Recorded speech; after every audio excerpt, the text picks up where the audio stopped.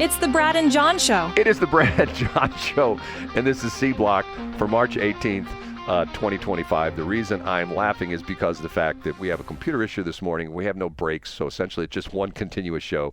No commercials, no promos, no nothing. We just are talking for a whole full hour. Okay. We were talking about, last break, we were talking about the Secret Service protection for the president's kids, that Trump has just gotten rid of the Secret Service protection for Hunter Biden and for Ashley Biden. Now, here's the crazy thing. Do you think those Secret Service agents could tell some stories about Hunter? Yeah, I mean, probably about Bible study and probably about meditation. They could probably teach a course, like for 1995, you could probably, get the inside scoop on Hunter's meditation tips. Just think, they could probably talk about the fact, I was in the studio when Hunter was doing those great pieces of art. Oh my God, it was amazing. Yeah, kind of like a Bob Ross, like people I'm sure that work closely with Bob Ross. Right. It was detail his process. I felt like I was in the studio with Rembrandt or Picasso, and I was watching this incredible artist do this incredible work. And you know what the interesting part of it is? You know what's going to come out pretty soon? What's that? The Hunter Biden artwork was auto brush. Or I thought you were going to say AI, but auto brush would be even better. And then all the people that bought the paintings because they wanted access to the president could get their money back. Right. Auto brush. Okay. Do you think if I went into like Bank of Washington and I said, hey, Buzz, I'm representing a bunch of people who signed loans and I know they've never paid them, but they actually signed in my auto pen. So can you give us a little break? I think he would say no because what? But see, once again, you don't have to actually sign documents anymore. You can docu-sign everything. I mean, and even to the point where, for example, I recently ate at a restaurant last week, and normally I always pay cash, but this time I used one of my credit cards. And when I looked at the receipt, there was no place to sign anymore. There was a place for the tip, but there was no place to sign. I go, okay, now we don't have to sign for credit cards? I mean, but think if you multiply that times a period of however many times a server has to deal with old people saying, do you have a pen? This pen doesn't work. Like if you take that time, like don't let the Brad Hildebrands of the world sign something and take forever and make small talk. Just charge it to him and let the server get on her way, John, thank you so much for dealing with my infirmities. Okay, there's a show on KWMU, and it comes on at 9 o'clock in the morning. It's the old, I can't remember his name. What was the name of the lady who could barely talk, who was on? Diane Reeves. Diane Reeves. It's the old Diane Reeves show, which came from WAMU, which is American University in Washington, D.C., okay? And now it's called 1A because that's the studio they do it out of, 1A. And yesterday they had this panel discussion on the crazy stuff with the press. And it's like what we're talking about, revisited this whole, we talked about this earlier this morning, the whole deal with and John used the term earlier, which my mom used to use all the time, rejigger, which I always thought, a little rejiggering. Is that a real word, rejigger? Yeah, okay. It is. Okay, so the guy was talking about the fact that the Biden or the Trump administration is letting non-serious journalists into the press room. Now, you're laughing already. Why are you laughing at this? Funny. Why are you laughing at this, John? Because how do you define serious? Well, do you have to sit with a scowl on your face? And if you smile more than 4 times in an hour, you're considered an unserious journalist? See, now this would be a cause to call Jason Rosenbaum, although he wouldn't come on the air with us, and essentially say, Jason, you're a true journalist in every sense of the word. What is a non-serious journalist? Jason, we determined that you're a serious journalist because you crank out all sorts of good stuff. We see you with your microphone and your camera. I had the thing the other day where Josh Hawley had it on his tight pants again, where his skinny jeans and Josh is or Jason is interviewing him. What constitutes a non-serious journalist? Now, it's interesting because they defined this yesterday, and they were talking about Joe Rogan. Now, once again, I'm sorry I said it. Here's my problem. My problem is I say this with the fact that I have 2 journalism degrees, which are effing worthless nowadays. I have a bachelor's and a master's degree, okay? What difference does it make if Joe Rogan interviews somebody or if one of the Meet the Press person, I don't know who that is nowadays, back in the day it was Chuck Todd, or who's the lady on CBS, Face the Nation, whatever it is. What's the difference between Joe Rogan doing the interview and one of these quote-unquote serious journalists during the interview? John, answer that question for me.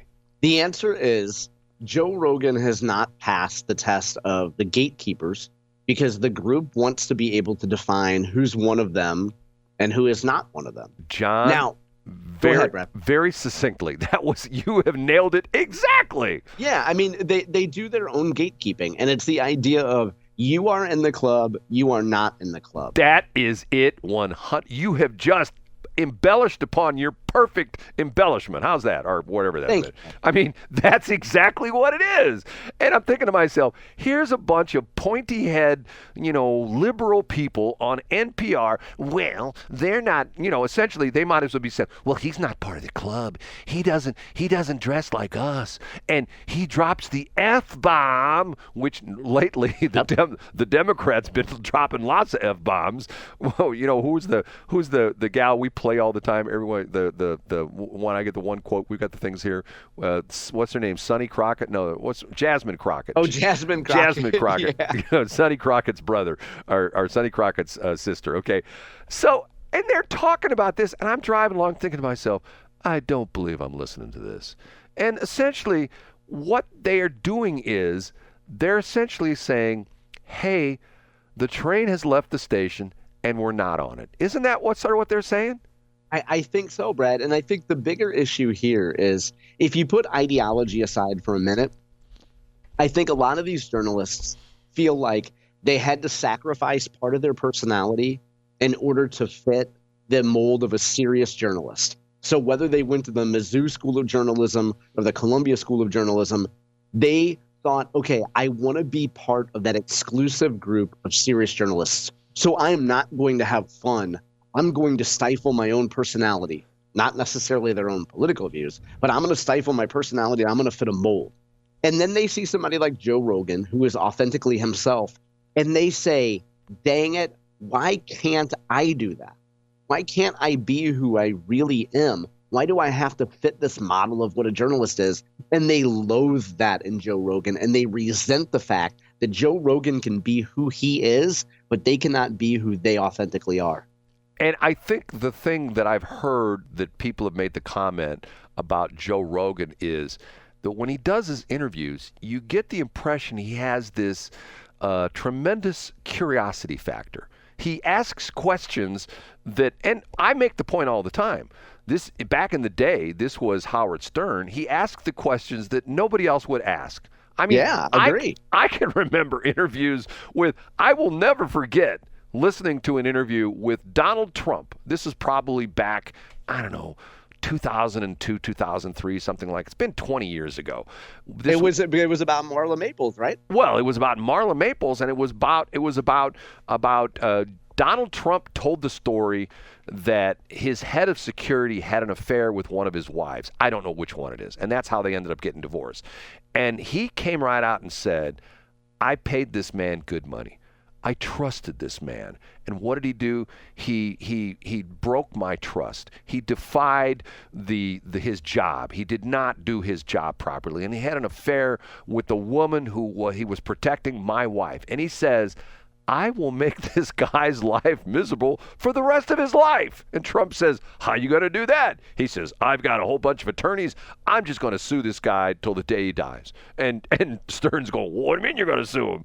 I'm going to sue him. I'm going to just sue him for this, sue him for that. I'll just keep him in court. I'm going to bankrupt this guy because of the fact that he violated the trust of me and my wife. And I'm thinking to myself, holy cow, I don't believe I'm hearing this.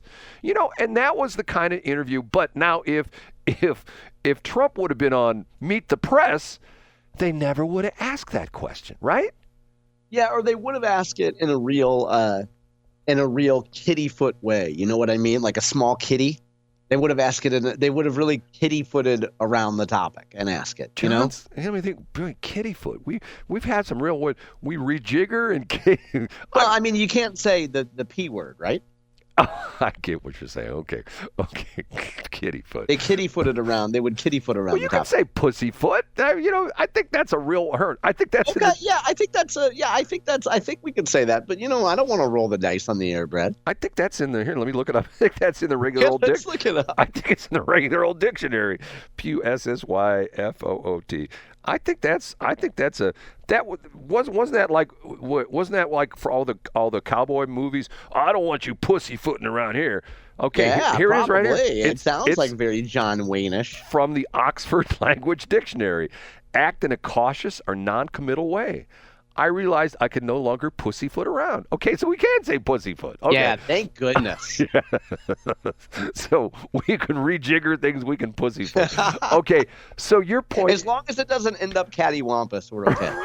It's another one, cattywampus. My parents use cattywampus all the time. Cattywampus. Okay, so going back to this 1A program, I'm just driving along, and finally I got where I was going. I had to turn off the radio. I'm thinking to myself, these people just don't get it anymore. They live in their own little bubble. They live in their little bubble. It's like the NPR people. It's like, if you ever listen to Car Talk on NPR, the Click and Clack brothers, you ever listen to that? Yeah. Okay, the end of the show, they would always say, and every time we say this, and they would give the name of the guy who ran NPR, who was the president of NPR, and because that's one of the things at the end of the show, I don't know if you know this is in the NPR style book, at the very end of the show, of every show, if it's an NPR show, they have to say, and this is NPR. That's what they have to, that's their out cue, okay? And the Click and Clack brothers would say, although every time we say it, in the whatever, like, I can't remember, Joe Smith, the president of NPR, here's to say it, and he rolls over in his grave, this is NPR. Because they were so atypical from the perfect NPR people who all talk like that. And matter of fact, yesterday when I was listening, there's a new lady who's doing Morning Edition.